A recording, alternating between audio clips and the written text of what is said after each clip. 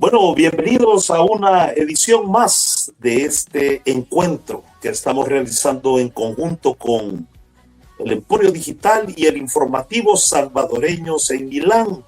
Este es un proyecto precisamente para crear conciencia crítica sobre diferentes temas de nuestro querido El Salvador. Damos la bienvenida en esta oportunidad a José Andrés del Emporio Digital que nos acompaña esta noche. También nos acompaña Rudy Joya desde la ciudad de Madrid y Amílcar Durán desde El Salvador. Vamos a ampliar ciertos temas, vamos a hablar un poco de cómo se está despidiendo ya a escasos días de finalizar el año 2025, cómo vamos a despedir este año. Bienvenidos a todos ustedes. Vamos a comenzar con un tema de memoria histórica. El Salvador recuerda con mucha tristeza 44 años de una masacre considerada de las peores de los últimos tiempos, de los tiempos modernos mundiales. Y estoy hablando precisamente de la parte norte del departamento de Morazán, el Mozote, una masacre que por tanto tiempo los diferentes gobiernos ocultaron, y fue a través de trabajo periodístico que se fue destapando toda esta realidad que El Salvador vivió. Los forenses que asistieron desde Argentina para poder llevar este estudio nos da resultados más concretos, donde las instituciones jurídicas internacionales también han tomado a bien poder llevar un juicio mucho más humano para poder reconocer esta vulneración a los derechos humanos. Quiero comenzar con este tema, sobre todo porque también estos 44 años de historia ha permitido que se desarrolle un trabajo cinematográfico, una película basada en hechos reales llamada Luciérnagas en el Mozote. Así que para quien quiera abordar sobre este tema, en El Salvador, ¿cómo se sintió esta realidad histórica? Recordemos que el 10 de diciembre del año 1980 se verificó este hecho en la localidad del Mozote, en el departamento de Morazán. Así que para nuestros invitados, el que desee participar, estamos rompiendo el hielo en esta conversación sobre un tema muy nuestro, muy salvadoreño. Bueno, gracias Juan Carlos. Voy a iniciar, ya que estoy aquí en El Salvador y entonces es el lugar donde se ha presentado precisamente Luciérnagas en el Mozote, una película, entre comillas, basada en los hechos que se dieron precisamente hace 44 años en el caserío El Mozote, en el departamento de Morazán. No la he visto, no quiero opinar desde el punto de vista de el espectador que ya llegó a la sala de cine, pero me llama la atención algunas cosas que he podido escuchar y he podido ver acerca de la película, y también he podido leer en algunos foros a nivel de internet sobre lo que la película presenta y cómo de una u otra manera pues se tergiversan algunas cosas en cuanto a la historia se refiere. Me llama mucho la atención el hecho, así de entrada, que parte del patrocinio o parte de quien puso el financiamiento es la Fuerza Armada de El Salvador. Me parece bastante importante el dato por el hecho de que fue precisamente la Fuerza Armada de El Salvador como institución hace 44 años quienes llevaron a cabo la masacre en el Mozote, donde cientos de personas, sobre todo niños, pues fueron asesinados. No voy a usar la palabra que se usa en la película donde dice fallecidos, sino que fueron asesinados, obviamente, por miembros de la Fuerza Armada en aquel entonces, mientras se desarrollaba el conflicto armado en el país. Ese es uno de los puntos que hay que, creo, tomar en cuenta quién financia la película, porque, como decía mi abuela, ¿verdad? Quien paga el mariachi pide la canción. Y entonces he leído que se tergiversa un poco la historia en el sentido de que eh, no se habla del contexto real de lo que llevó precisamente a la masacre. Incluso se habla de personas que estuvieron involucradas dentro de ella, pero de una manera anónima, cuando todos sabemos que hubo nombres específicos de gente que estuvo involucrada en la masacre, ¿no? Y se habla por ejemplo, el coronel Monterrosa, uno de los principales involucrados dentro de la masacre, ¿ya? Y se habla de un batallón específicamente, el batallón Atlacat, ¿verdad? Que fue el que sus miembros pues estaban destinados a esa zona norte del país, y fueron quienes asesinaron a estas personas. La película te deja un cierto sabor a manipulación de la historia. No he tenido la oportunidad de hablar con Santiago Consalvi, quien es el autor de el libro Luciérnagas en el Mozote, ¿verdad? Que toma el nombre de esa película del libro. No he podido hablar con él en torno a eso. Prometo que para la próxima entrega eh, ya habré hablado con él en torno a esto. Si se dio, por ejemplo, los derechos del nombre a la película, qué, qué cosas se tomaron en cuenta y qué cosas se dejaron por fuera en torno a todo este hecho histórico. Necesito hablar con Carlos Consalvi, el director del Museo de la Palabra y la Imagen, y que recabó uno de los relatos que fueron de de los que le dieron vida precisamente al libro, ¿no? El relato de Rufina, una mujer sobreviviente que se escondió en los montes y que pudo observar todo lo que pasaba a su alrededor durante la masacre. Rufina le dio todo el material a Carlos Consalvi, y fue de ahí que surge precisamente el libro de Luciérnagas en el Mozote, con el relato de Rufina. 44 años después aparece una producción, ¿verdad?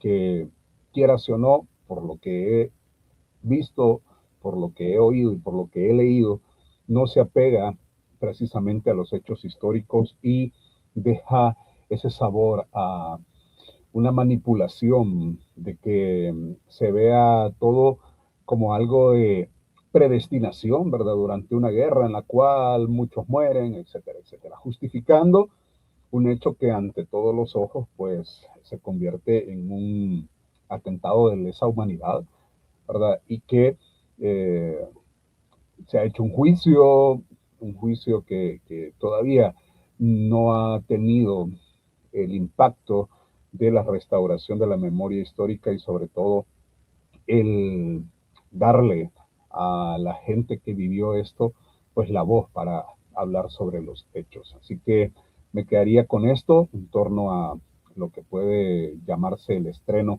de Luciérnagas en el Mozote.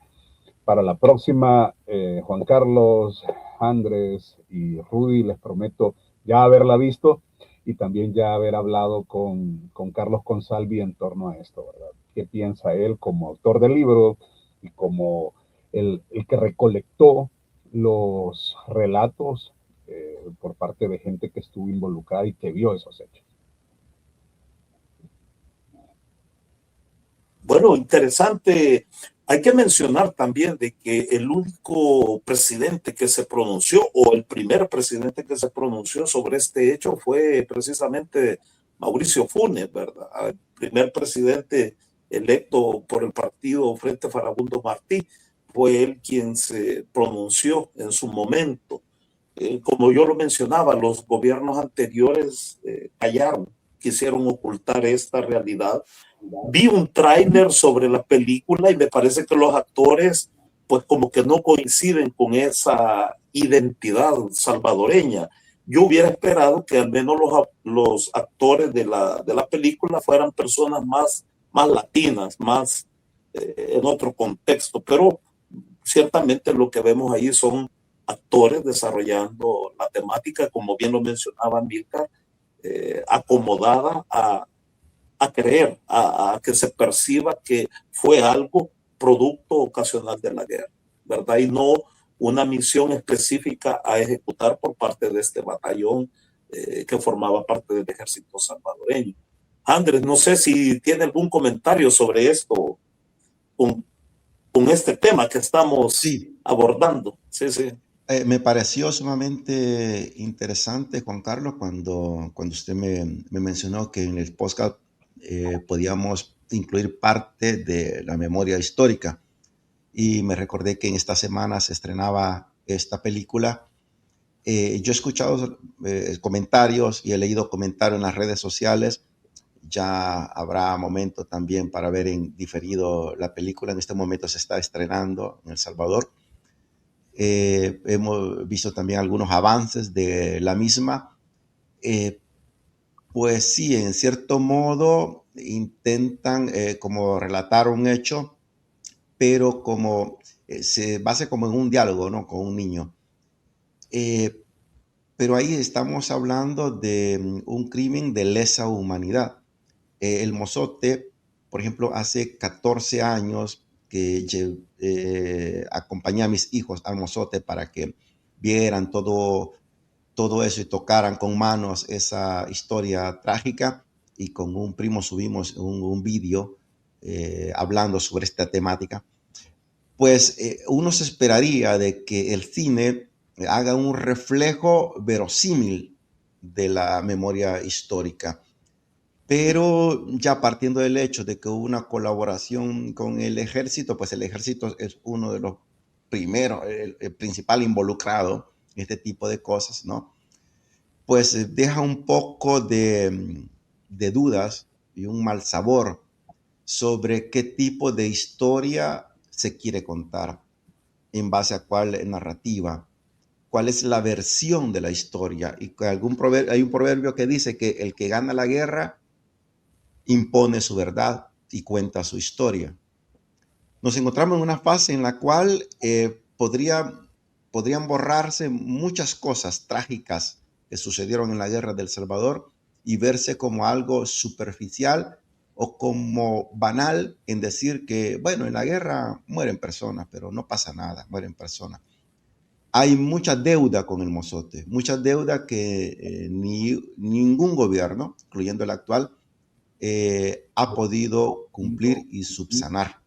Allí, en primer lugar, pues llevar a la justicia nacional e internacional a los culpables. Pero vamos a escuchar a Rudy, que nos acompaña desde España. ¿Cuál es su percepción acerca de este tips de la memoria histórica antes de entrar a la materia de esta conversación del podcast? Rudy, bienvenido. Muchas gracias por la invitación a cada uno de ustedes a este espacio, ¿no? A esta plataforma que obviamente es muy importante, efectivamente, para el tema de visibilizar cada uno de estos temas a la diáspora, a los salvadoreños que están en todos los países del mundo y especialmente en nuestro querido territorio. Fíjense que este tema sobre la película Luciérnagas del Mozote, yo he estado dándole seguimiento desde que se anunció que se estaba haciendo el tema de la grabación, que obviamente se iba a final de este año, pero para que ustedes vean una cosa muy particular, diferente a la película, obviamente no he tenido la oportunidad de verle, pero eso que ustedes estaban tomando en cuenta sobre cuáles son las motivaciones para la película, quién ha financiado la película, para qué el Estado salvadoreño ha apoyado de una u otra manera a través de la Fuerza Armada el tema de la accesibilidad para esta película, que obviamente nosotros los que hemos estado de repente en el territorio defendiendo derechos sabemos que gobierno es un experto, el gobierno salvadoreño actualmente es un experto para poder realizar actividades incluso en el tema de, pareciera cine, ¿no? El tema de actividades cinematográficas para tener entretenido al pueblo salvadoreño frente a las verdaderas necesidades que existen, ¿no? Y esta película, eso es lo que hay que tener un poco de cuidado porque puede ser parte de, ¿no? Con la película no se está, digamos, sanando heridas o rescatando la memoria histórica un 100%, ¿no? Sobre este tema atroz que pasó en El Salvador, que definitivamente nunca debería de suceder jamás ni en El Salvador ni en otro país. Pero parte de las políticas de seguridad que actualmente están en el país están llevando también a delitos de lesa humanidad, como todos los fallecimientos, muertes o torturas que obviamente estamos viendo hoy por hoy en centros penales con la aplicación del régimen de excepción. Y recordemos algo que no puede ser, digamos, alejado a la realidad sobre lo que envuelve esta película, que ha sido el mismo presidente actual, el presidente Bukele, y su gobierno, que ha tratado la memoria histórica y los años de conflicto armado en El Salvador como una farsa, ¿no? Y eso incluye que también al hablar de que la guerra fue una farsa entre los dos bandos en contienda que en su momento pelearon por diferentes ideales, también dentro de ese discurso incluye la masacre del Mozote, porque es producto de todo ese conflicto armado que sufrió El Salvador en la década de los 80 y parte de los 90 o inicios de los 90.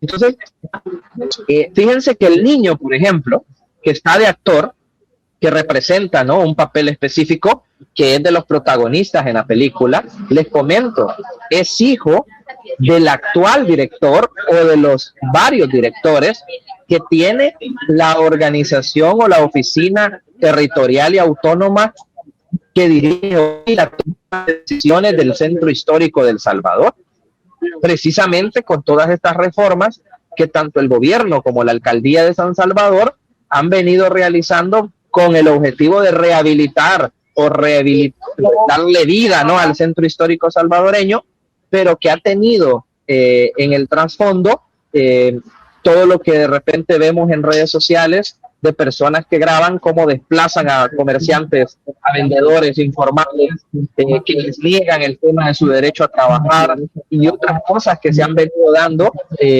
incluso de corrupción dentro de muchos de los proyectos del centro histórico, para que sea la cara actualmente de un país que obviamente no existe y que quieren manipular o maquillar de que todo está bien.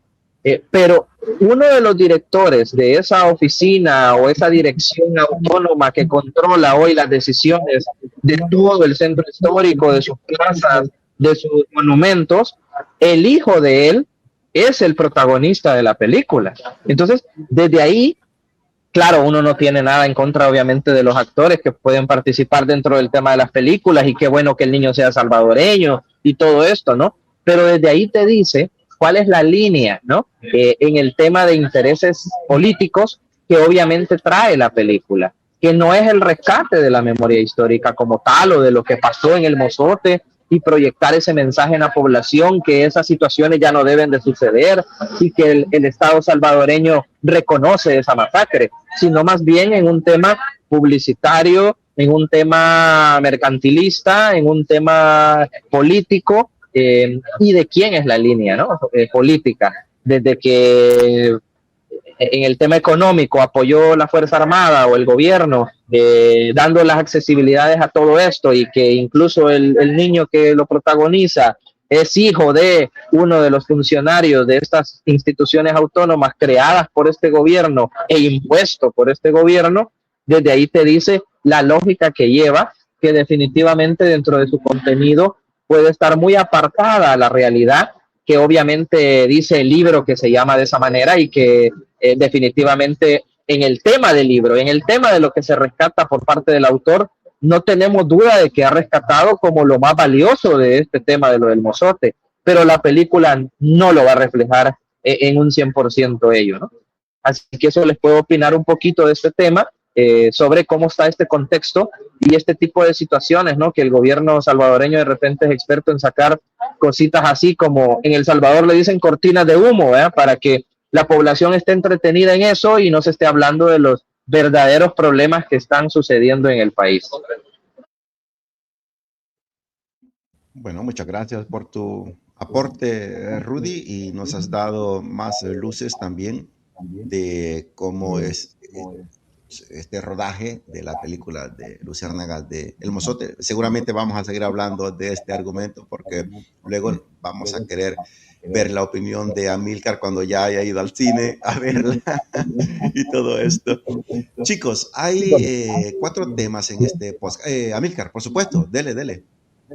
No, antes de ir al cine y antes de preguntarle a Carlos Consalvi, como te decía, yo lo que le recomiendo a la gente que todavía no ha ido o la que ya fue, lean primero el libro Luciérnagas en el Mozote. Léanlo primero, un libro que los va a hacer llorar, un libro que les va a contar lo que realmente pasó en ese lugar, que pasaron atrocidades, gente que fue quemada, gente que fue asesinada, niños menores de 1 año que fueron asesinados.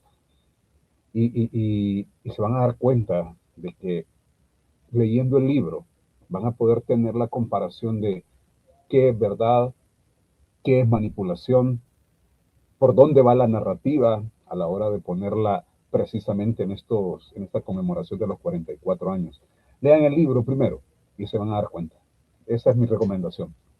Muy bien, sobre esto yo leí por ahí de que se basaba principalmente la película en el libro de Las 1 y 1000 historias de la radio venceremos de López Vigil, que lo tenemos aquí en casa, ese libro, y no en sí en este libro que están mencionando Amílcar. Claro, estamos haciendo especulaciones porque yo tampoco he visto la película.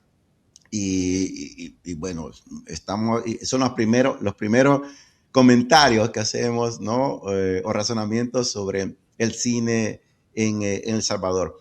Pues bien, yo pasaría, muchachos, a 4 temáticas en este conversatorio de podcast de La Minuta, creado por el Emporio Digital en alianza también con el Informativo Salvadoreño en Milán, que son de derechos humanos en El Salvador, el régimen de excepción, periodismo y exilio. Son como los 4 ejes importantes. Ahora, ¿por qué también quiero ser específico? Porque, bueno, a Amílcar, Rudy también lo confirmará, de que, por ejemplo, aquí con Juan Carlos en Italia, nos encontramos con personas de Ecuador, Perú, República Dominicana, Colombia, etcétera. ¿Y saben qué? Nos preguntan acerca de El Salvador. Evidentemente, estamos frente a un fenómeno de comunicación de masas, de redes sociales, impresionante, a tal punto de que youtubers y creadores de contenido pues moviliza en las redes sociales en América Latina una narrativa del gobierno. Entonces nosotros encontramos a gente de Cuba, de Ecuador, de Perú, República Dominicana, Colombia, etcétera, diciendo nosotros queremos un Bukele en nuestros países. Así nos lo dicen, se los voy a comentar, así nos lo dicen. Por supuesto que no todos, pero la mayoría están empapados de ese contenido. Entonces, y en nuestro podcast de La Minuta tenemos la ventaja que llega bastante a América del Sur, también aquí en Europa, Australia, etcétera, pero en América del Sur, en Argentina, en Uruguay, Colombia. Por eso nos interesa tratar estos temas como un podcast alternativo, ¿no? Verlo desde otro punto de vista. Y yo iniciaría, Juan Carlos, si me permite, con el tema de los derechos humanos. No me ha quedado el tiempo total de tener una investigación exhaustiva, pero algunos datos los tengo por aquí anotados. Por ejemplo, la opinión que tiene Amnistía Internacional, que nadie puede poner en duda el trabajo que realiza Amnistía Internacional, en el que considera las detenciones arbitrarias, torturas y condiciones inhumanas en las cárceles. Aquí estamos entrando en el tema de los derechos humanos, chicos, que es bastante delicado, que sin embargo tiene un andamiaje histórico, ¿no? France 24, que es un medio de comunicación francés, hace esta conclusión, ¿no? Este medio francés, estoy parafraseando: el gobierno de El Salvador combina seguridad récord con represión, imponiendo leyes que silencian las voces críticas. France News 24. Ahora, los derechos humanos, obviamente que no es una cátedra sobre el derecho humano, pero sabemos que nace en la antigüedad en Grecia, Roma, luego en Roma con el derecho natural, luego en la Edad Media, en 1215, ¿no? Luego la escolástica, siglo XVII al siglo XX, y llegamos a la ONU, ¿no? Con la resolución de 1948. Voy a memoria, 1948 de la resolución de la ONU. Luego se han venido haciendo otras declaraciones, por ejemplo, Bolivia, si se recuerdan, que declaró que la tierra era un ser vivo y todas estas cosas, que tienen que ver con los derechos humanos. Bien, ¿por qué les traigo como provocación esto de una vez como derechos humanos? Porque también no tengo el tiempo para ver todo lo que sucede lamentablemente en El Salvador, pero he escuchado que existe como un círculo de intelectuales políticos que apoyan al gobierno y relativizan el tema de los derechos humanos y consideran que hay que reinterpretarlos según la realidad salvadoreña y que tienen que verse los derechos humanos en la fotografía del régimen de excepción. Es decir, que, por ejemplo, hay cosas en las que estamos de acuerdo, que hay, evidentemente, los pandilleros que están presos, ya había una ley de grupos terroristas en El Salvador, hay gente ahí que son asesinos seriales, que han violado niños, secuestros, extorsiones, etcétera. Entonces, este círculo considera de que los derechos humanos tienen que interpretarse según la realidad de política y transformación política de El Salvador. Lo que pasa es de que el tema de los derechos humanos es bien profundo. Obviamente en este podcast no lo vamos a profundizar. Este es solo una provocación lo que vamos a hacer hoy, que tiene que ver con la incursión de los derechos humanos en las constituciones de los estados y en los tratados internacionales. Pero bien, yo dejo la pelota libre para quien le quiera dar la primera patada. Así es que, ¿quién se ofrece voluntario para comenzar? Yo creo que Rudy. Dale, Rudy. Bueno, miren, sí, definitivamente este tema de derechos humanos es muy complejo porque definitivamente los países, los gobiernos, no solo en el tema de El Salvador, claro, vamos a hablar profundamente de lo que está pasando en el país, pero si ustedes se fijan en la historia, muchos países, muchos gobiernos, incluso gobiernos de derecha, gobiernos autoritarios, gobiernos que se han impuesto dentro de esas narrativas que de repente se vienen en América Latina, que el hecho de ocupar el discurso de que tenemos que tener seguridad, de que le vamos a dar al pueblo seguridad a costilla de, ¿no? Pasar de repente por encima de derechos tan vitales, que la población debe de entender que los derechos humanos deben de ser de obligatorio cumplimiento para cualquier persona, para cualquier estado, para cualquier ente, porque son aquellos derechos que no te pueden faltar a ti por ser un ser humano. Es decir, el tema de la vida, el tema de la dignidad humana, el tema de la salud, el tema del trabajo, de la libertad, todos esos derechos tan importantes que si tú no lo tienes, no tuvieras una calidad de vida o al menos una calidad de vida más o menos relativamente hablando, con condiciones óptimas y que obviamente son importantes para tu supervivencia o tu subsistencia. Si uno no entiende ese aspecto, Entonces, claro, puede haber una manipulación del tema en decir, ¿y por qué hoy hablamos de derechos humanos si antes estaban en el tema de las pandillas en El Salvador y nadie hablaba sobre derechos humanos? ¿O por qué hablar de derechos humanos lo tienen que reflejar como que estamos hablando de los derechos de los pandilleros, por ejemplo? O sea, es un discurso y una retórica que obviamente el gobierno salvadoreño ha tratado de implementar en la población para que no se piense más allá del tema de derechos humanos.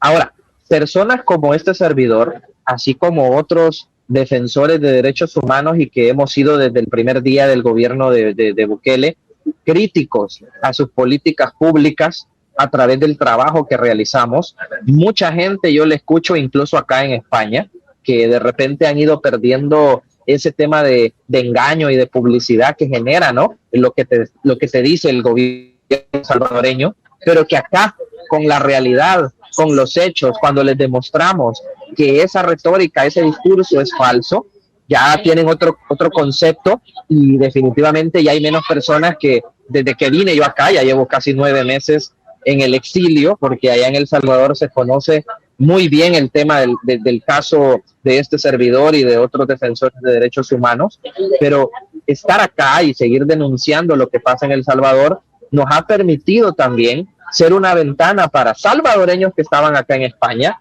y de otras nacionalidades que cuando recién yo he venido decían, no, pero es que Bukele es el mejor presidente que hemos tenido en los últimos años, que queremos un Bukele en nuestros países, pero ahora el tema o la opinión es distinta y dice, bueno, no me sirve de nada que un Estado, entre comillas, me dé seguridad si tenemos que pasar por todo el tema de pisotear derechos humanos, por el tema de no tener seguridad jurídica, de no haber independencia judicial y cualquier persona puede verse afectado de que le fabriquen un caso en El Salvador y que obviamente un juez impuesto por el gobierno no te respete ni siquiera las garantías mínimas para defender tu inocencia o tener esa presunción de inocencia de decir, mire, yo puedo conversar con mi abogado y defenderme. No te dan esas herramientas porque desde que te capturan ya eres culpable para este sistema que se está ya implementando en El Salvador.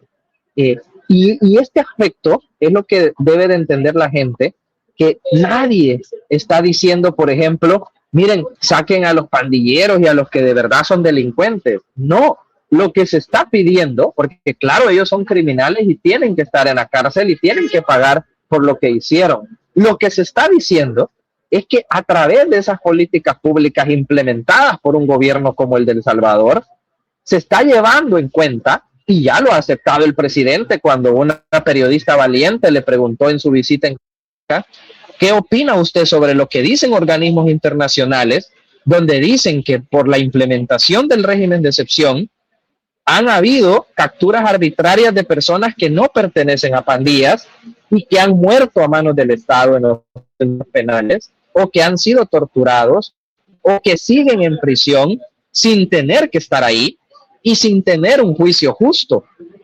Y él mismo, el presidente Bukele, dijo a la periodista, aceptamos que han habido errores, pero solo el gobierno, desde la implementación del régimen de excepción, hemos liberado a casi 8,000 personas y puede que existan más, pero lo estamos trabajando para liberarlos. Es decir, ha aceptado, no es un discurso o un tema que los defensores de derechos humanos queremos utilizar para desprestigiar al gobierno, sino que él mismo, el gobierno, lo ha aceptado y ha dicho, tenemos capturas arbitrarias definitivamente de personas que no son miembros de pandillas y que ahí están detenidos. El problema es el porcentaje que se ocupa, porque dicen no llega ni al 5%. Es falso. Más del 40% de las detenciones son capturas arbitrarias. Si estás haciendo números de que hay 90,000 capturas, casi 30,000 de esas, 30,000 personas no tienen antecedentes penales, no tienen vinculaciones con pandillas y son capturas arbitrarias. A esas personas son las que organismos nacionales e internacionales o defensores de derechos humanos estamos alzando la voz por ellas. No por aquellos que deben a la justicia o que son pandilleros, sino a estos que están muriendo en prisión, que están siendo torturados, que no pueden estar con sus familiares, que ya llevan 3 años detenidos sin poder demostrar su inocencia y que continuarán ahí mientras el régimen de excepción se siga prolongando o prorrogando de manera arbitraria e ilegal.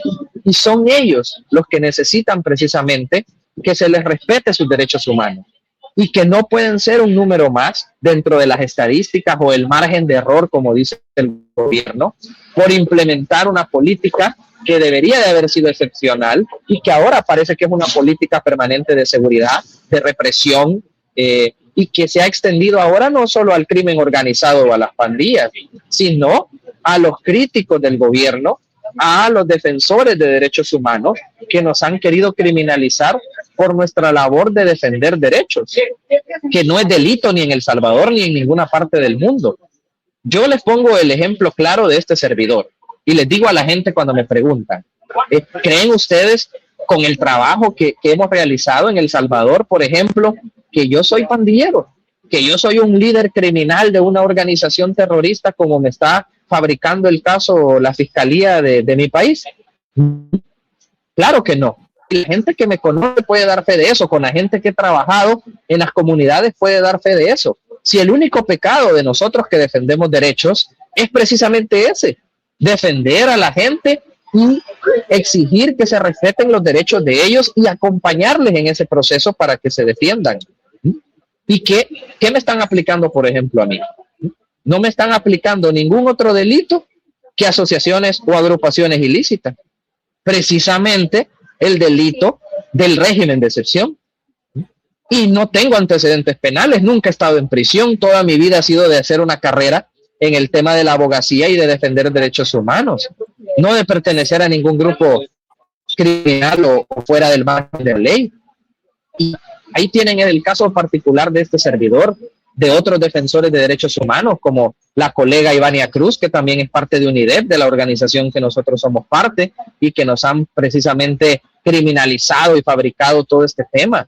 Fidel Zavala, que ustedes lo habrán escuchado más de alguna vez, que fue de los que pudimos sacar libres y se paró afuera de la fiscalía a decir con nombre y apellido quiénes son los custodios que están matando y torturando en las cárceles de Bukele, y que el fiscal general de la República no ha querido seguir esa línea de investigación y de denuncia que hizo Fidel Zavala, y que por eso hoy por hoy lo tienen nuevamente detenido y criminalizado. La abogada Ruth López de Cristosal, por haber denunciado la corrupción de este gobierno. Temas como el doctor Enrique Anaya, también abogado constitucionalista, que fue de los primeros que denunció las ilegalidades que este gobierno y el Partido Nuevas Ideas en la Asamblea está haciendo para manipular y para hacer todo lo que están trastocando la Constitución de la República.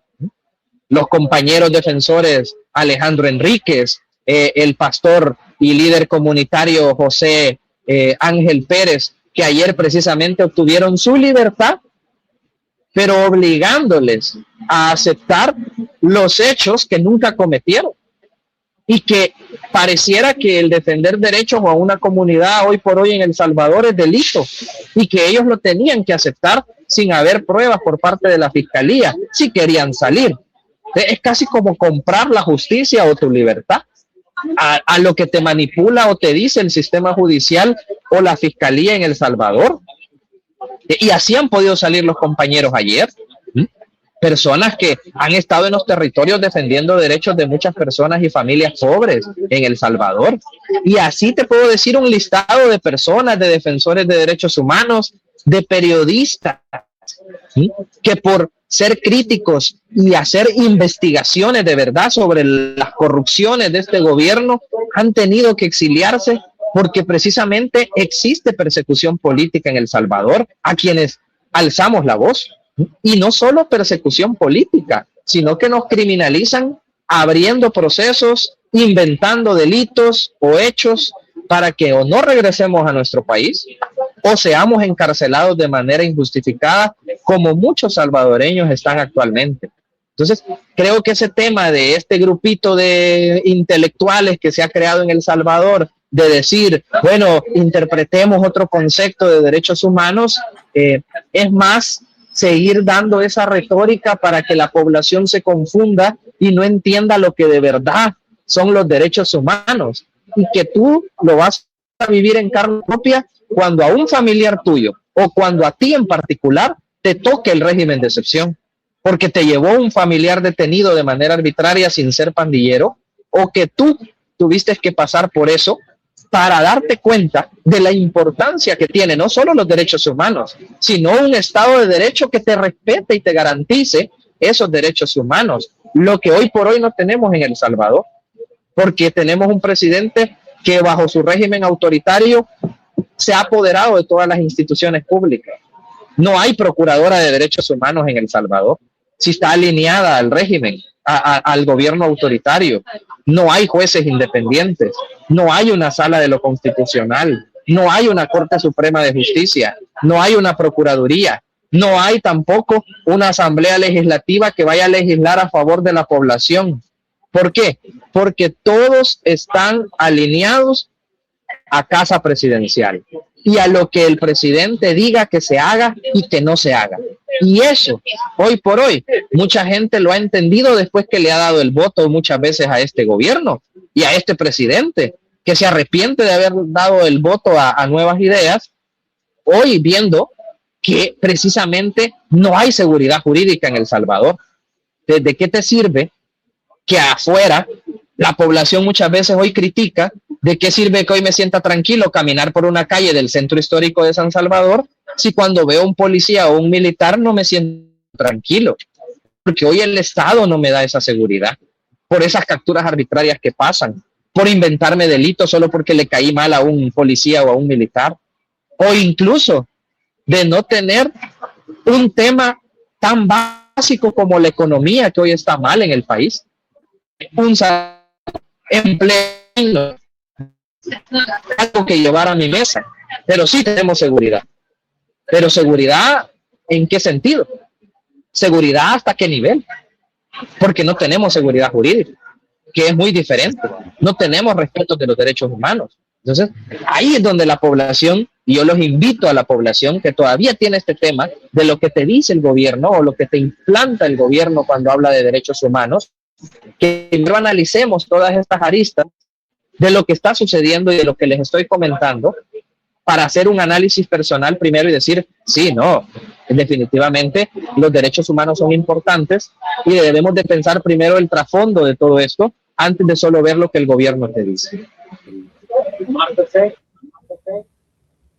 Perfecto. Bueno, gracias, Rudy. Con respecto a esto, quisiera abonar un poco. Rudy ya lo ha abordado, creo que en su totalidad, pero aquí tenemos que ver algo. Cuando Rudy habla de que la población se debe de empoderar en torno a qué significan los derechos humanos y cuándo se pierden esos derechos, y todo lo que se ha venido dando precisamente a partir de que hace 3 años y aproximadamente 9 meses que se implementa el plan de régimen de excepción como un instrumento, como decía Rudy, que ha sido prorrogado.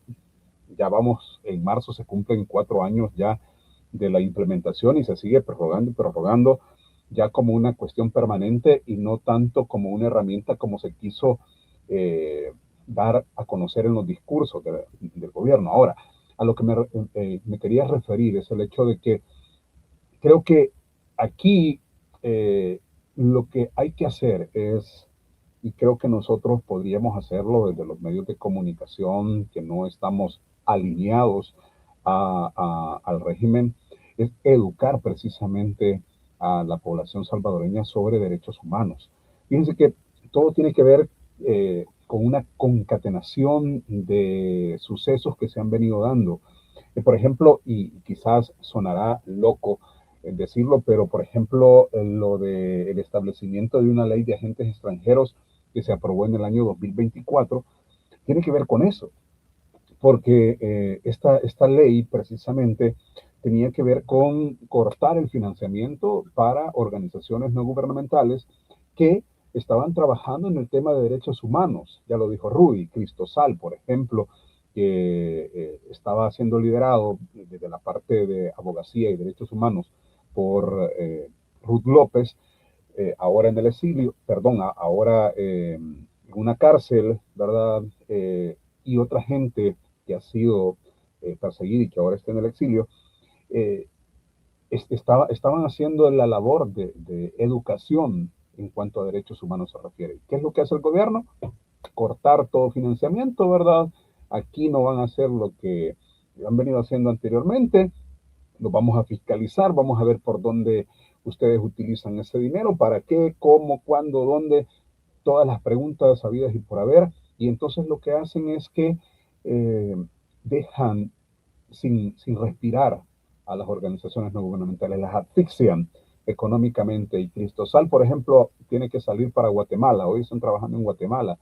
La Asociación de Periodistas de El Salvador hoy se mueve de manera clandestina, vamos a decirlo, porque dejó de funcionar como una asociación visible. Y así, ¿verdad? El Faro tuvo que irse de este país, el Factum trabaja de una manera que, bueno, la mayoría de los periodistas que están con Factum están fuera del país. Asimismo, Gato Encerrado, La Voz Pública, Foco, Foco TV, todos ellos queriendo hacer algo, pero que de repente se les está asfixiando y entonces se está dejando solo la versión oficial. ¿Y cuál es la versión oficial? En el programa pasado que hacíamos y que nos juntábamos a hablar de educación, hablábamos de cómo la línea educativa se ha venido cambiando a lo largo de estos años, ¿verdad? En los últimos 5 años, 6 años, y que va en la retórica del discurso oficial, ¿no? La parte de derechos humanos se ve del punto de vista de solamente quién mata y quién no mata, pero los derechos humanos van más allá, la libre expresión, etcétera, etcétera. Entonces creo que hay una labor bastante complicada, lo voy a decir, pero necesaria para hacer en cuanto a educación sobre derechos humanos en este país. Y creo que hay que empezar ya porque lo que nos decía Rudy es muy cierto. La gente solo ve el tema de los derechos humanos en cuanto a la parte de seguridad. Y creo que no nos deberíamos de quedar solamente ahí. El régimen de excepción, 4 años ya, y te corta esa oportunidad de poder defenderte, te corta esa oportunidad de poder tener derecho de respuesta, un proceso que se apegue a lo que la ley dice, etcétera, etcétera, etcétera, ¿verdad? Hace poco, esta semana, hace un par de días, la Asamblea Legislativa le recortaba también el presupuesto a la Corte Suprema de Justicia. Todo tiene que ver con todo esto, ¿verdad? De la retórica del discurso oficialista y cómo a través de el financiamiento se quiere amordazar ciertas instituciones, ciertos organismos que trabajan en pro de los derechos humanos y en pro de todo lo que tenga que ver con el movimiento social en el país. Y es lo que te puedo decir. Yo veo el panorama complicado, pero eso no significa que no podamos trabajar en ese sentido, en la educación, desde la parte mediática, en cuanto a derechos humanos se refiere. Buen punto. Juan Carlos. Muy bien. Bueno, para retomar el tema del régimen de excepción, como ya bien lo había mencionado Amílcar, más de 36 meses aprobado este régimen. No tenemos que olvidar que ahora, 18 de diciembre, se celebra el Día Internacional de la Migración. Nosotros que estamos fuera de El Salvador, que vemos una realidad a la distancia, podemos considerar también que este fenómeno, a pesar de que el país goza ahora de una, digamos, estabilidad en cuanto a la seguridad, el salvadoreño continúa siempre a migrar, continúa siempre a buscar esa oportunidad que no recibe en el país de origen. Como bien lo mencionaba Amílcar, la reducción en el sistema judicial del 6%. ¿Hasta dónde vamos a llegar con este régimen? Los defensores ambientalistas de ayer que fueron liberados, como bien lo mencionaba Rudy, tuvieron que aceptar cargos precisamente para poder llevar un juicio que al final les va a limitar sus garantías como ciudadanos, no van a poder salir del país, no van a poder participar de elecciones. El régimen como tal, desde el punto de vista jurídico, en el caso de Rudy, ¿hasta dónde nos va a llevar? ¿Será que el salvadoreño está condenado a migrar fuertemente a cualquier destino? ¿Podría ser esa la única opción por el momento? Porque también estaba viendo de que había una marcha de alguna asociación de la víctima de los detenidos que estaba llevando una propuesta de inconstitucionalidad de este régimen de excepción. ¿Qué podemos esperar en los próximos meses sobre este tema? Para quien me pudiera responder, Amílcar o Rudy.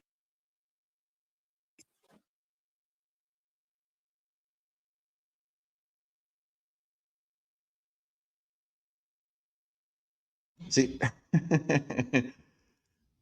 ¿Quién?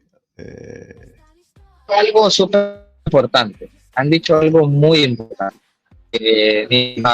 porque definitivamente, históricamente, mejor hay que decirlo, El Salvador o los salvadoreños hemos vivido migrando, que primero por motivos de la guerra o por las dictaduras militares, posteriormente el tema económico, luego por el fenómeno de las pandillas, y ahora precisamente es por un supuesto gobierno que según es progresista, que según está ayudando en el tema de seguridad, pero ahora los casos que se ven acá afuera, que te lo comento yo porque precisamente soy parte de esas personas exiliadas por defender derechos en El Salvador y hasta solicitantes de asilo político por la persecución que eso genera, por no quedarnos callados aunque estemos aquí en Europa. Y que en cualquier momento, obviamente, el gobierno quiere utilizar toda su maquinaria, lo que pueda, para seguir haciendo persecución política a quienes seguimos alzando la voz. No importa que estemos fuera de las fronteras. Pero ahora las solicitudes acá, por ejemplo, de asilo en España, ya no se ven en el tema de que porque vienes amenazado de una pandilla. Ahora es porque vienes perseguido y amenazado de tu propio gobierno, de un gobierno que no te está generando seguridad, sino que todo lo contrario, que te quiere encarcelar de manera arbitraria o fabricándote procesos y que no te va a garantizar ni siquiera dentro del centro penal un juicio justo, que te puedas defender, o incluso el tema de tu derecho tan sagrado a la salud. Si actualmente tenemos personas que han sido encarceladas por haber confrontado al gobierno, como ustedes se acordarán de la noticia, cuando a los del transporte colectivo, porque estaban obviamente peleando con el gobierno porque no les habían dado parte del subsidio, porque estaban teniendo una crisis económica en el sector, y tenemos a personajes de gremios, ¿no?, del transporte, incluso como Catalino Miranda, que dentro de prisión se empeoró en el tema de salud y precisamente ha fallecido, ¿no? Que lo sacaron para que pueda fallecer con la familia, pero es un tema de que no se le dio tratamiento médico en la cárcel. Y así están muchos salvadoreños, muchísimos salvadoreños, ¿no? Eso es lo que nos espera, precisamente, que ellos, el gobierno quiere encarcelarnos para que no denunciemos, para que no alcemos la voz. Ya sabemos que eso es lo que nos espera. Por eso, como solicitantes de asilo, la mayoría de solicitudes de asilo político hoy en varios países es por ese tema, ¿no? Entonces, si tú te fijas, el tema también del caso particular de este servidor, de Ivania Cruz, de Fidel Zavala, de UNIDEP, que fuimos las primeras organizaciones en El Salvador que el gobierno ataca en febrero de este año 2025 para empezar a desvelar, ¿no?, lo que él ve como una oposición, no siendo partidos políticos, sino por criticar sus políticas públicas o por defender derechos humanos. Luego vino el tema de Cristosal, de los demás defensores de derechos humanos, el tema de obligar con la ley de agentes extranjeros que la Asociación de Periodistas o otras ONGs en El Salvador e incluso diarios o periódicos digitales tengan que salir al exilio, técnicamente hablando, y que luego a pesar de estar en el exilio, porque aquí es donde tenemos que marcar este tema, ¿no?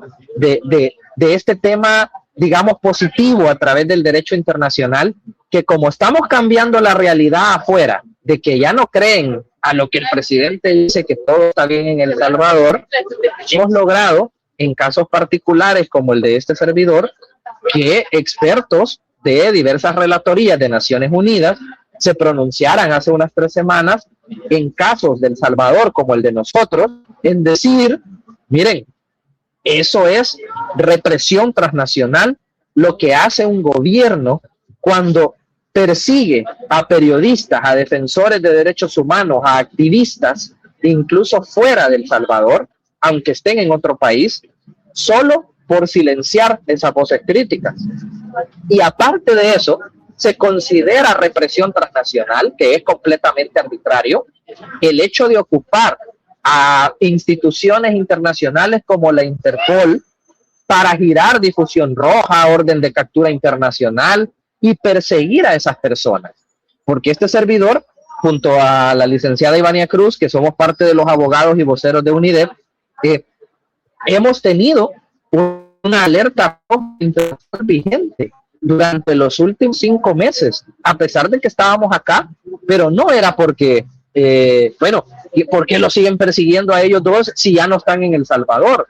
Es porque acá no hemos parado el tema del trabajo de seguir en los parlamentos, en las organizaciones, en los gobiernos, en la ONU, en todos los espacios donde nos dan oportunidad a hablar de lo que de verdad pasa en El Salvador y denunciar todas las graves vulneraciones de derechos humanos que se están dando y que nosotros hemos documentado con cada uno de los casos que llevábamos en El Salvador y que continúan. Porque el equipo valiente en El Salvador, a pesar de que nosotros estamos en cada uno de los casos que llevábamos.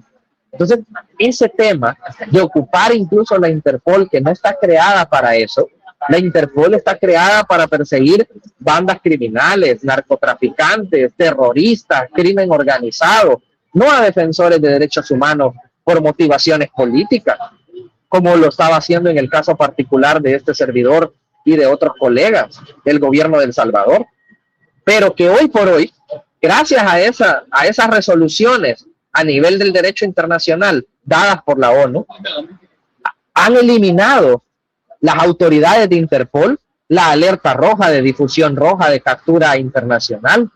Entonces, esa eliminación, e incluso Interpol, que te diga cuando nos notificaron a nosotros que nos eliminaban la alerta roja hace un par de días, por considerar, con las pruebas que hemos presentado, de que este tema era por motivaciones políticas, marca un tema bastante importante para los demás defensores de derechos humanos y periodistas que actualmente están en el exilio, que si el gobierno, hay un antecedente ahí del derecho internacional ya hoy por hoy en El Salvador y a nivel mundial, de que si te persiguen por esa razón, la Interpol no debe de hacer efectivas esas persecuciones por considerarse una represión transnacional, es decir, un tema arbitrario que utiliza un gobierno para, a pesar de estar fuera de nuestras fronteras y de nuestro país, seguir persiguiendo a las personas que seguimos hablando, ¿no? Creo que eso es importante para todos los exiliados. Y aquí lo digo, ¿no?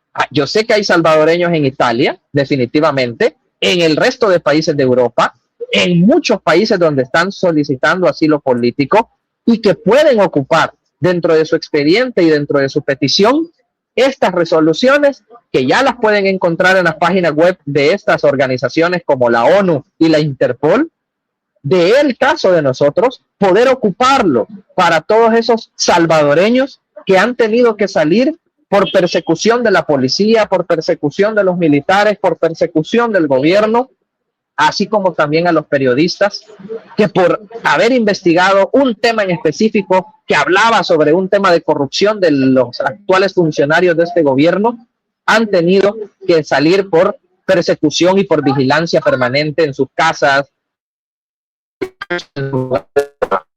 Entonces,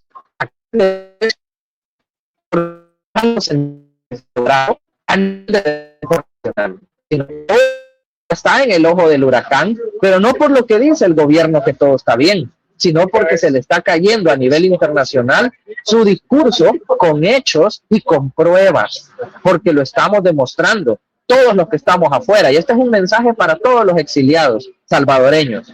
Solo porque estás afuera no significa que la lucha de visibilizar y de defender derechos humanos se ha acabado porque no estás en El Salvador. No, sigue siendo esa ventana en el lugar donde te encuentres para seguir hablándole a las personas, sean connacionales, sean de la diáspora o sean de otras nacionalidades, que sigan conociendo la realidad de lo que muchos todavía salvadoreños están sufriendo allá en nuestro querido territorio y que valientemente siguen dando la cara y siguen en cada una de las actividades o marchas o manifestaciones que se hacen exigiendo por el respeto de los derechos humanos. Perfecto. Bueno, quiero hacer una reflexión sobre este tema del régimen de excepción y te quería preguntar, Amílcar, bueno, ya es como han renovado como 45 veces el decreto de régimen de excepción en El Salvador. Ya a este punto, Amílcar, ¿consideras de que ya no se puede llamar un régimen de excepción, sino un régimen permanente? Es bastante profundo este tema, porque un régimen de excepción significa suprimir derechos de la ciudadanía. ¿Qué escuchás en El Salvador? ¿Cuáles son los rumores que escuchás en el país? Porque al parecer que la idea es que se esté renovando esto hasta el infinito. Si es hasta el infinito, entonces El Salvador va a permanecer en un estado policial permanente, por decirlo así, en donde se pueden pues, sobrepasar cualquier derecho ciudadano constitucional, porque sobre eso está el decreto de régimen de excepción. Ayudarnos un poco a entender, ya no es excepcional, ya es, y se está normalizando, la gente lo está normalizando esta situación en el país.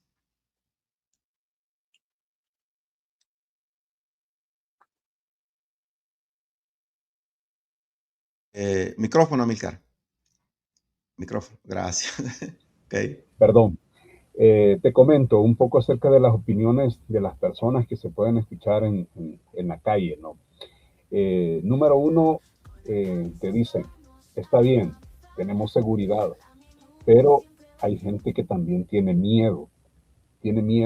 Rudy lo puso en bandeja de plata. Hoy cualquiera te puede montar un caso y llega la policía, no van a averiguar acerca de ese caso, no hay investigación, te llevan a la cárcel y podés estar desde 72 horas hasta 15 días, mientras averiguan si de lo que te acusan es cierto o no es cierto.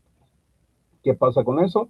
El sistema judicial en nuestro país no es tan, vamos a decirlo, rápido y por lo tanto esos 15 días a algunos se les han hecho 3 meses, 6 meses, un año y se ha llegado precisamente a extremos como lo que decía Rudy, ¿verdad? Con los transportistas, gente también que fue por un delito pequeño y salió del penal de Izalco en un ataúd.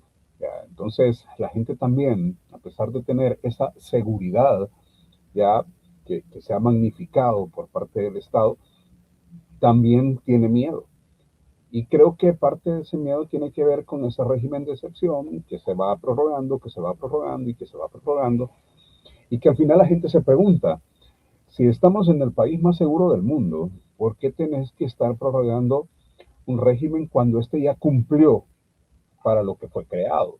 Entonces, ahí la pregunta que se hace la gente en la calle, ¿no?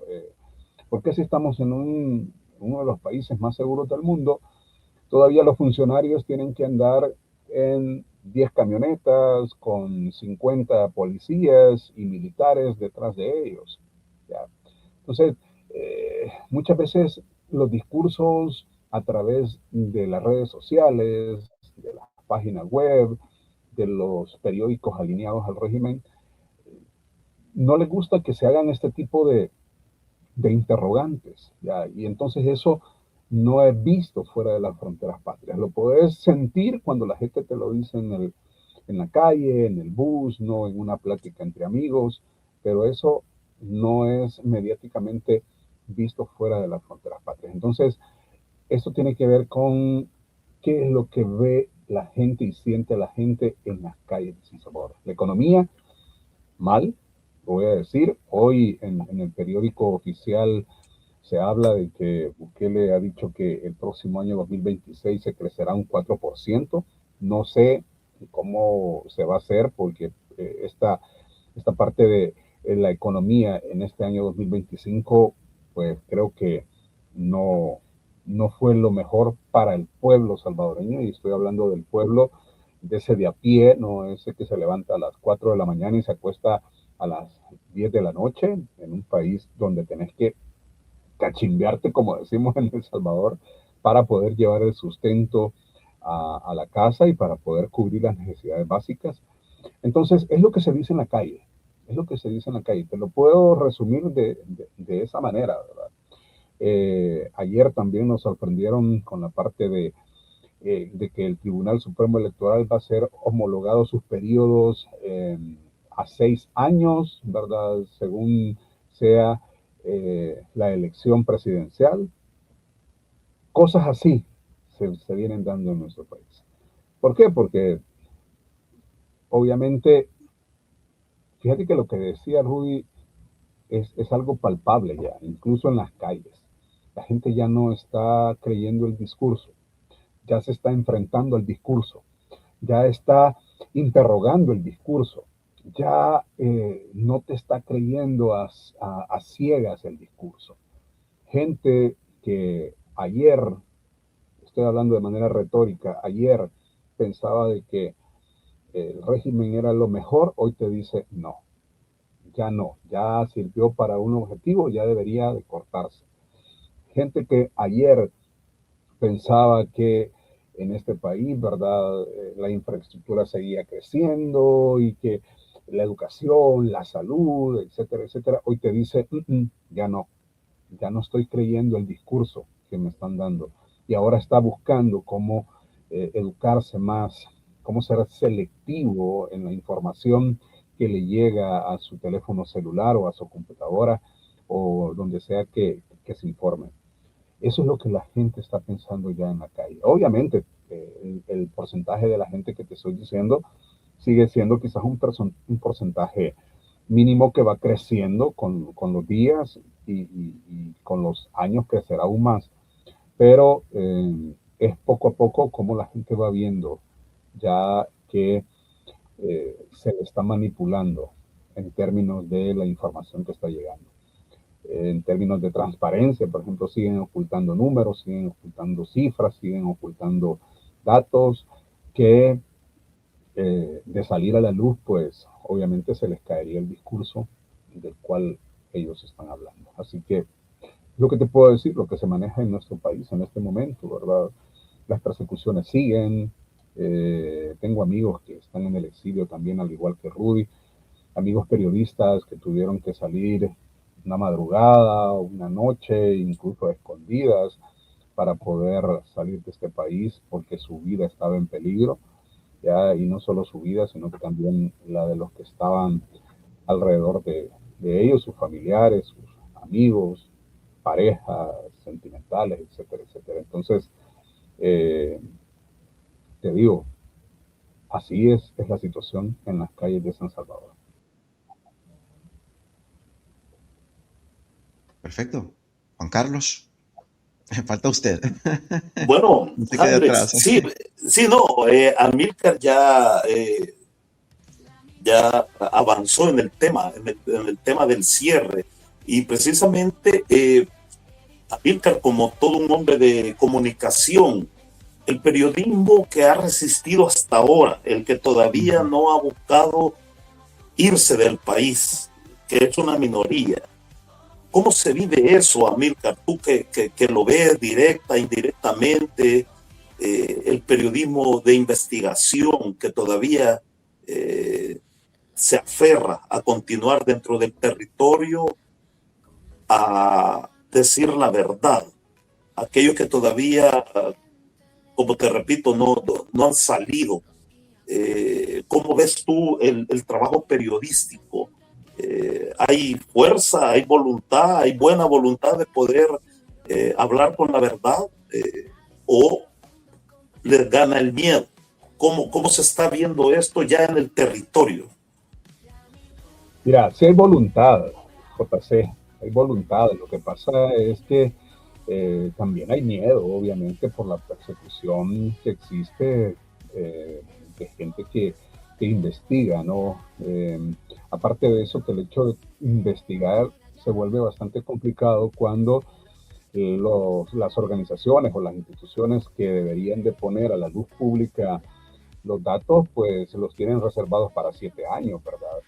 La Oficina de Transparencia y la Oficina de Información Pública no te da los datos que vos solicitas como periodista, al contrario, te dicen todo eso está en reserva y no se lo podemos decir, y entonces empezás a especular, entonces empezás a buscar otras fuentes que te puedan dar ese tipo de información, y al final luchas contra un muro mediático que deslegitima todo lo que vos decís, ¿verdad? Empiezan las fake news y empiezan a acusarte de una persona que estás en contra de la paz y tranquilidad de los salvadoreños, y así, como te decía, la gente tiene miedo. Mónica Rodríguez, una colega con la que estuvimos trabajando mucho tiempo dentro del ámbito periodístico, me contaba que obviamente querés decir la verdad, pero no hay un marco jurídico en el cual vos podás basarte y decir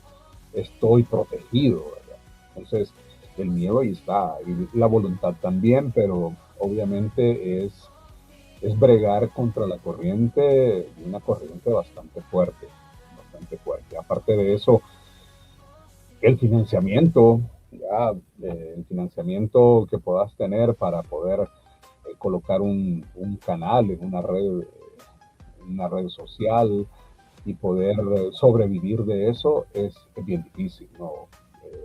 Y por una parte, fíjate que no es que yo esté a favor, pero entiendo a algunos colegas de que prefieren quedarse callados porque obviamente lo que no quieren es poner en, en, en la balanza su estabilidad económica y su sustento diario, obviamente, ¿verdad? Pero con eso hay que bregar, con eso hay que bregar aquí en El Salvador en el tema de periodismo independiente. Yo hacía referencia a lo del paro, por ejemplo, gente que se tuvo que ir del país, porque si medio hablas algo, pues ya estás en contra de los salvadoreños. No es una casualidad que gente de Gato Encerrado, que gente de Voz Pública, de Focus TV, que se haya cerrado también el canal de Julio Villagrán, por ejemplo. Ese tipo de cosas no son casualidades, se está dando en el país. Lo que pasa es que hay un muro mediático que no deja ver todo esto y que, como yo decía anteriormente, te asfixia económicamente, te asfixia la parte de la investigación, y más la persecución, pues terminas asfixiado y lo que menos querés es poner en riesgo tu vida, ¿no? Así te lo puedo resumir, Juan Carlos.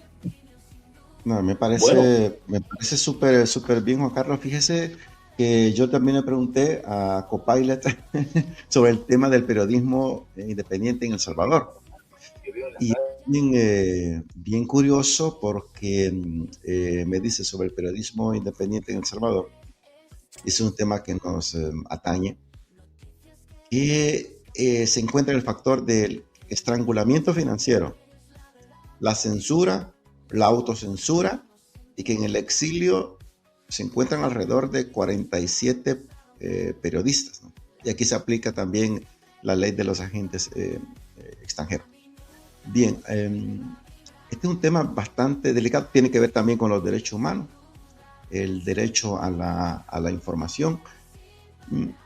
claro, ya le he provocado a Amílcar de que hablemos del periodismo en las redes sociales, pero me gustaría que se hiciera una pequeña reflexión sobre esto también, Juan Carlos y Rudy, sobre el poder mediático que existe en El Salvador, dentro y fuera. Fuera de El Salvador es potente el poder mediático, es potente. Se nota de que se invierten millones y millones de dólares en youtubers, creadores de contenido, tiktokers, etc. Y una red de troles y etcétera, de que se dan, aparte de el apoyo que también sigue teniendo el gobierno de El Salvador según las encuestas. Entonces, frente a esto, el periodismo, Juan Carlos, que usted tiene también un medio, ¿cómo analiza la situación? Bueno, nosotros también hemos sido atacados de alguna forma indirecta. No puedo decirlo aquí que hemos sido bloqueados, pero sí hemos recibido señalamientos, comentarios, sugerencias, invitaciones a que desistamos, porque así se maneja, digamos, lo invitamos a que se acople a esta línea, lo invitamos a que no venga al país. Ese tipo de cosas también nosotros lo hemos vivido como Informativo Salvadoreño. Siento que precisamente por eso inicié a estudiar periodismo de derecho en este país, en Italia, precisamente para conocer el poder de la comunicación, para poderlo entender, cuáles son mis responsabilidades, mis limitaciones y cuáles son mis derechos o a un grupo objetivo. Nosotros en el Informativo tocamos diferentes temas que van desde la política, el deporte, la cultura, la historia, precisamente porque queremos generar el concepto de que el periodismo puede sobrevivir siempre y cuando uno logre llegar hasta su grupo objetivo y en este caso siendo muy críticos, siendo muy veraces en lo que nosotros publicamos. Ciertamente no seremos cómodos y yo me pregunto muchas veces, el Informativo tiene, digamos, 18,000, casi 19,000 seguidores y yo siento que somos incómodos ya. Somos incómodos y yo digo, pero si somos pequeños numéricamente. Pero estamos en la mira y eso no es ningún secreto. Nosotros estamos también tratando de hacer nuestra labor. Yo quiero que el día de mañana, en un futuro, todas nuestras publicaciones las puedan consultar los salvadoreños que ahora tal vez son niños o los que todavía no han nacido y que se den cuenta lo que nosotros hicimos en este momento. Cuál fue nuestro actuar en este momento y a partir de estas realidades. No nos callamos, siempre hubimos personas o habemos personas que tratamos de dar un concepto, una claridad muy diferente de lo que estamos viviendo. Así que considero que es parte de nuestra función, de nuestra labor, así como la minuta, el emporio digital, el informativo, que unimos fuerzas precisamente para crear esta conciencia crítica de pensamiento, sobre todo en las nuevas generaciones de salvadoreños. Los desafíos del periodismo, Rudy, ¿vos cómo lo mirás?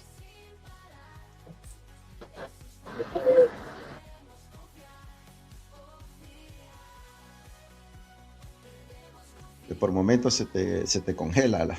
Importante, porque recuerden que en toda lucha, es decir, en este tema de derechos humanos y de todo lo que se está haciendo en El Salvador, es importante que aparte de nosotros, los que estamos en primera línea defendiendo, denunciando y haciendo todo esto, la importancia del periodismo en visibilizar eso, en sacar en sus entrevistas, en sus investigaciones o en sus programas a personas que con argumentos están debatiendo los discursos del gobierno y están demostrando con pruebas no solo el trabajo que realizamos, sino de los casos que hemos documentado y que llevamos, ayudan también a que ese público que los ve puedan tener un criterio propio y analizar lo que se está dando en El Salvador.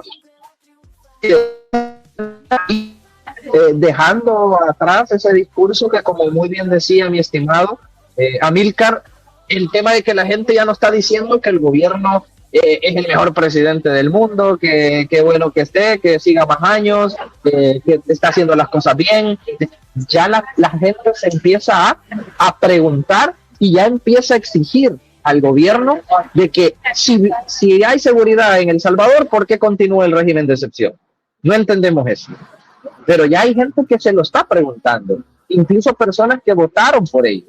Y ahí es donde es importante que las plataformas digitales, las redes sociales, los periodistas hagan su labor.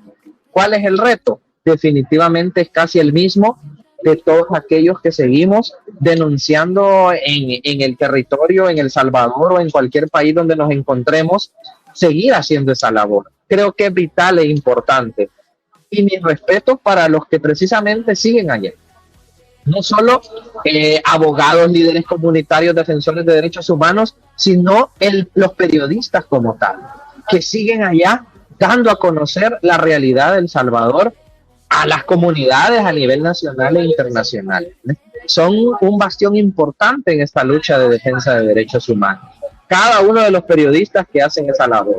No por gusto, recuerden, ¿no?, que el cuarto poder, o quizás me atrevería a decir yo, el tercer poder social y mediático en cualquier sociedad, es el periodismo, es las comunicaciones. Si se ocupan las comunicaciones para bien, para transformar realidades, para dar a conocer todo esto de manera positiva, tiene sus frutos. El gobierno ya lo está haciendo con sus canales de difusión, con un diario El Salvador, con un noticiero El Salvador, con un Canal 10, que ahora se ha puesto a disposición de ser medios de comunicación que ni siquiera dan una noticia de manera crítica, sino que solo ponen aquello que al gobierno le conviene. No hay periodismo independiente en esas esferas de medios de comunicación que rodean al gobierno en turno, o incluso cadenas grandes, como por ejemplo casos importantes, imagínate como la liberación de los dos compañeros defensores de derechos humanos el día de ayer. Yo no veo ahí a ningún medio de comunicación de las cadenas importantes de televisión del país, como Canal 12, como TCS, como Canal 246, cubriendo ese tema o esas noticias. Pero sí veo a ARPAS, por ejemplo, sí veo a Bálsamo TV, sí veo a Radio YSUCA, sí veo a otros diarios digitales como la revista Brújula, como Focos, compartiendo videos, trasladando esa noticia de lo que está pasando ahí al resto de personas que lo ven de manera digital en las redes sociales o a través de los canales de difusión que estos periódicos o medios de comunicación tienen. Ese es el verdadero periodismo, que está en el acontecer nacional, no en lo que el gobierno quiere que se saque o no se saque.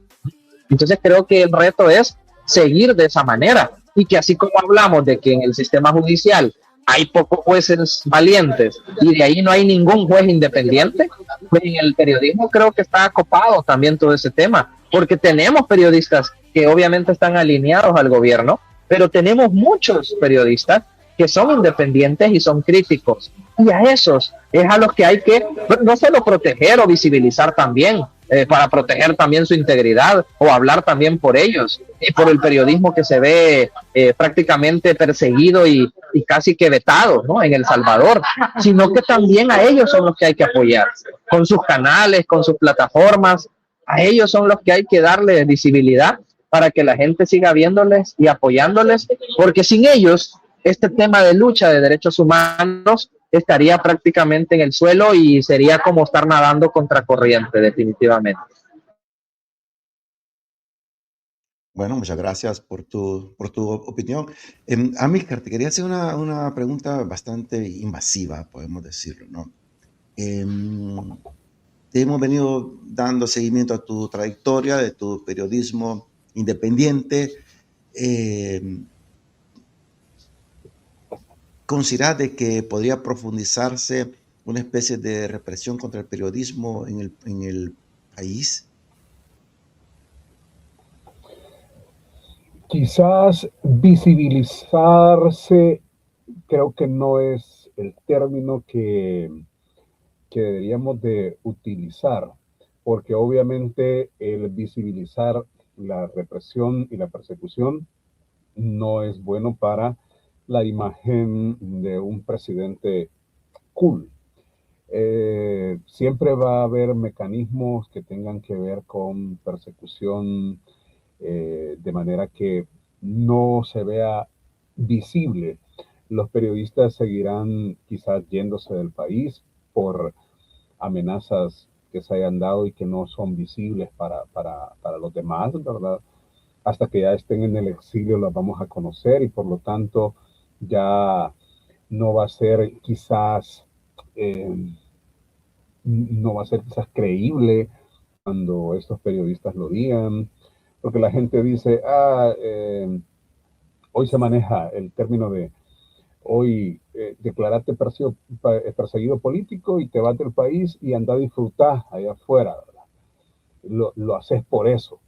Incluso he oído gente que te dice, declarate perseguido político para irte fuera del país. Anda a disfrutar de las mieles del asilo allá afuera. Cuando platicaba con Mónica Rodríguez de Bálsamo, me decía, no, no es bonito estar en el exilio y saber de que tuviste que salir de tu país por presiones mediáticas, incluso por presiones en contra de tu integridad física. La, la, yo veo que la cosa se va a seguir dando, pero obviamente no va a ser mediático como quizás se ha dado en otros países o en otros regímenes, ¿verdad? Como Cuba, Nicaragua, Venezuela, Brasil. Quizás no lo veamos de esa manera. No vamos a ver asesinatos de periodistas y que aparezcan sus cuerpos en las esquinas y todo eso. Eh, Obviamente eso no es bueno para la imagen cool del gobierno. Pero de que va a seguir habiéndolo, lo va a seguir habiendo. ¿Ya? Y gracias a Rudy por el apoyo que ha expresado en torno a seguir apoyando de manera moral, de manera emocional, de manera financiera, de manera a través de vistas, a través de comentarios y opiniones que puedan dar en redes sociales, porque creo que es necesario que el periodista se sienta apoyado y no se sienta solo dentro de este país. Así que gracias, Rudy, por ese espaldarazo que desde la diáspora se da, precisamente el trabajo que se está haciendo en el país, en el tema de periodismo investigativo y periodismo independiente. Magnífico, magnífico. Juan Carlos, ¿tiene algo que agregarse? Bueno, seguiremos viendo noticias así. Solo para cerrar, un paréntesis. Sí. Ustedes vieron las noticias de las últimas horas en El Salvador de un agente de la policía que se encontró en la cercanía de una de las paradas del Citrams. Son de esas noticias de que disparan la atención de la población un par de horas, porque Sí, después de eso... Igual que el tema de la muchacha en el centro histórico. Sí, exactamente. Son noticias que se disparan y así como suben, bajan con una grandísima velocidad y sigue el día siguiente y sigue el día siguiente y seguiremos viendo cosas como estas. Así que en este casi cierre del año, deseo que para todos ustedes vengan mejores momentos, mejores cosas buenas y que sigamos en este bello proyecto de poder conversar, llevar, trasladar ideas, información y sobre todo estar en contacto con nuestra gente a través de la palabra, a través de estas ideas que creamos en estas plataformas digitales. Fíjate, Juan Carlos, que con lo que decís llama la atención, ¿verdad?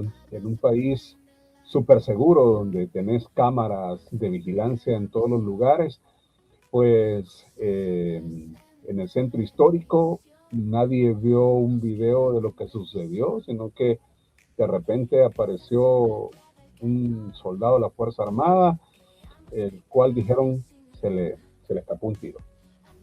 Sí. En el CITRAN hay cámaras de vigilancia, pero no aparece un video donde se vea nada acerca de este asesinato. No sé si lo están manejando como asesinato, ¿verdad? Porque hay un velo de secretismo alrededor de todos estos casos, pero no tenés un video en una de las ciudades donde hay cámaras de vigilancia en todas las calles y avenidas, ¿verdad? Ahí están los videos de la alcaldía de San Salvador cada vez que hay un accidente de tránsito. Pero ¿por qué no hay un video donde se vea quién fue a tirar ese cuerpo, si se cayó la gente? ¿Por qué no fue reportada desde antes, verdad? Si se supone que los agentes de la Policía Nacional Civil tienen turnos, ¿por qué? ¿Cuándo entró a turno? ¿Cuándo salió de turno? ¿Qué pasó ahí? Es una cuestión, mi mente conspirainómica no me deja a veces tragarme ciertas versiones oficiales que suenan hasta divertidas, ridículas, cuando las escuchas y las lees. Perfecto, muy bien, chicos. Vamos llegando al final de este conversatorio, de este podcast. Esta canción que escuchan de fondo, pues la ha creado Eric Presa, se puso a escribir la canción y a crear las notas. No, la verdad fue por inteligencia artificial. Estamos contentos, vamos a seguir, estamos cerrando el año. Les agradecemos a Rudy, a Milcar, que bueno, ya te comprometí que hablemos acerca del periodismo en las redes sociales. Vamos a encontrar un espacio para eso. Y Juan Carlos también. Vamos a tener algunos cuantos podcasts más antes de cerrar el 2025, como un resumen de lo que ha pasado. Solamente yo quiero hacer una reflexión, cada uno podemos hacerla ya para ir finalizando, quizás sobre este círculo de intelectuales que apoya al gobierno. Decía de que el tema de los derechos humanos era un tema, un concepto occidental, ¿no? Entonces me puse a reflexionar un poco y, a decir verdad, El Salvador es parte de los satélites de las colonias de los bloques occidentales. Pero si queremos ser un poco más curiosos, me fui a investigar un poco acerca de los mayas, los incas, los aztecas. No le llamaban exactamente derechos humanos, ¿verdad? Pero hay un montón de conceptos que ellos manejaban, de reglas, de costumbres, de leyes, que vienen encajando con lo que, sí, claro, Occidente le puso todos los títulos y la parte jurídica y todo eso, es verdad. Pero en los pueblos originarios también se aplicaba características de lo que se conoce como derechos humanos. Que la única diferencia es que los pueblos originarios se enfocaban en la colectividad, ¿no? Y en el occidente en la individualidad. Pero en todos los demás, acerca de no matar, no robar, ser honesto, un montón de cosas, pues también encajaba en los pueblos originarios. Claro, aquí hay mucha tela que cortar y solamente son reflexiones locas de esta noche por estos lados de Europa. Quizás es una de mis reflexiones para cerrar. Así es que doy la palabra para ir concluyendo este conversatorio. ¿Quién levanta la mano? ¿Quién va cerrando? Vamos a ver. Rudy, dale, Rudy. Porque todos dijimos Rudy. Bueno, las democracias ganan, ¿no? Entonces así hay que hacer, y eso le falta también a El Salvador. No, miren, primero pues agradecerles el espacio. Definitivamente todos estos espacios y herramientas sirven para lo que hemos estado conversando y hablando, y yo creo, sin verlo demasiado así soñando y de manera positiva, que obviamente Latinoamérica, los gobiernos del mundo, los países del mundo, El Salvador como tal, tiene un gran reto. Tiene un gran reto en todos estos aspectos y en todos estos temas. Y como yo siempre lo he dicho, no es yo en el ámbito político, siempre me he dedicado al tema más de activismo de derechos humanos y de el tema de la abogacía o el tema jurídico, pero algo que sí yo tengo bien marcado y que debe de replicarse en todos los espacios y en todos los países y sociedades, es que si un gobierno, cualquiera que sea, dentro de sus políticas públicas, no incluye en lo más mínimo el tema del respeto de los derechos de los ciudadanos, el respeto a la legalidad, el respeto a la Constitución, el respeto a los derechos humanos, ese gobierno está enmarcado dentro de su futuro a fracasar. Porque como bien dice también otro dicho por ahí, no hay mal que dure 100 años ni cuerpo que lo resista. Y eso le pasa a las sociedades constantemente. El Salvador ha sido un país sufrido en esos aspectos, de tener muchas fases de su historia, gobiernos dictatoriales, militares, hoy por hoy el que tenemos totalmente autoritario, pero que se puede salir de eso. Solo que definitivamente para construir ese tema y darle a conocer a la gente, o que la gente entienda ese tema, esos modelos que no garantizan plenamente los derechos de los ciudadanos, debe de pasar por el tema de promover todo esto y de la educación. Un tema importante que no podemos dejar de ver ahorita que finalizamos con este espacio es que el modelo educativo en El Salvador está retrocediendo con la ministra militar que han puesto, ¿no? Por algo, porque quieren que las generaciones no piensen, sino que sean prácticamente como que si fueran robots, que lo que les digan eso se tiene que hacer. Entonces, eso es lo que la población debe de entender. Los padres de familia que están contentos porque hoy van a educar mejor a sus hijos por tener una ministra militar que sale tomándose fotos con todo el mundo y que es bien simpática. Señores, padres de familia, cuidado, ese es solo el anzuelo para tener a sus hijos precisamente engañados y poner una doctrina de que los salvadoreños no pensemos, no exijamos, y que este tema pase a peor en los años que vienen. Así que creo yo que ahí debe estar el análisis. Si un gobierno, cualquiera que sea, no respeta en lo más mínimo el tema de los derechos de los ciudadanos con sus políticas públicas, ese gobierno no sirve y el camino es definitivamente el fracaso. Así que gracias a ustedes por la invitación, por este espacio. Espero que no sea el primero ni la última vez que nos encontremos por acá, y pues, infinitamente agradecido. Amílcar, vamos.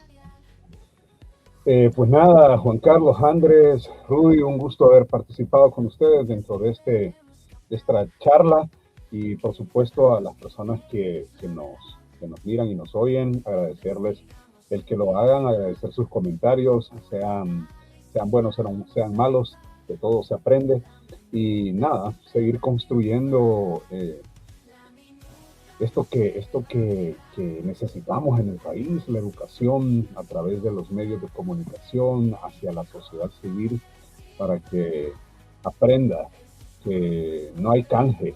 Aquí tenés derechos y no tenés que canjear esos derechos por otras cosas, ¿verdad?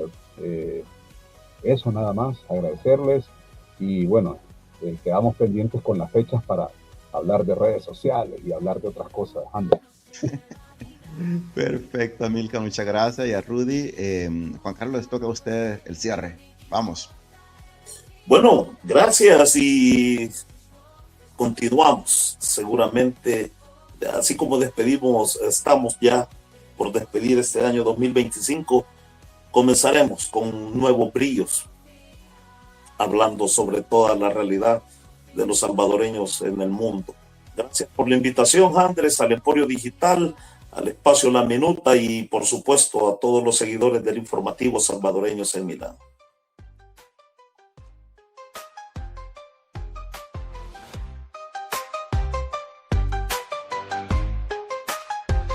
Opinión sincera llega ya desde los estudios.